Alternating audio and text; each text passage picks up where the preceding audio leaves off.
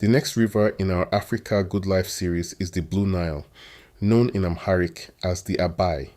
It is Ethiopia's mightiest river and one of the most consequential rivers on earth.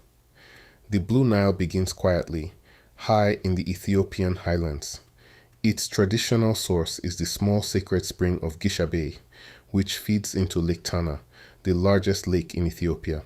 From Lake Tana, the river flows south, then sweeps east, then north, carving one of the most dramatic landscapes on the continent.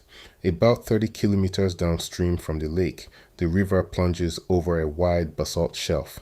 This is Tis Isat, which means smoking water. Mist rises in great columns above the falls, and the surrounding cliffs stay green and alive even in the dry season. Further along, the Abai cuts the Blue Nile Gorge. At its deepest point, the gorge is more than 1.5 kilometers deep. By some measurements, that makes it deeper than the Grand Canyon.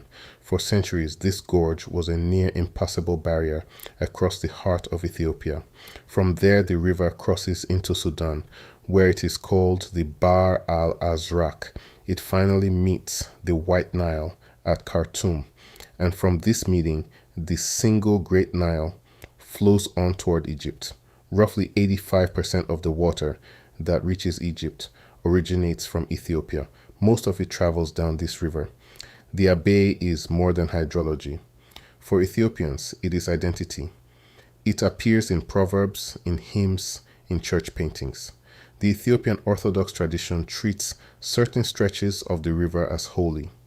Pilgrims still visit Gishabei to receive blessings from the spring at the source. In recent years, the Blue Nile has also become the site of an enormous engineering project. The Grand Ethiopian Renaissance Dam, known as GERD, sits near the border with Sudan. It is the largest hydroelectric dam in Africa.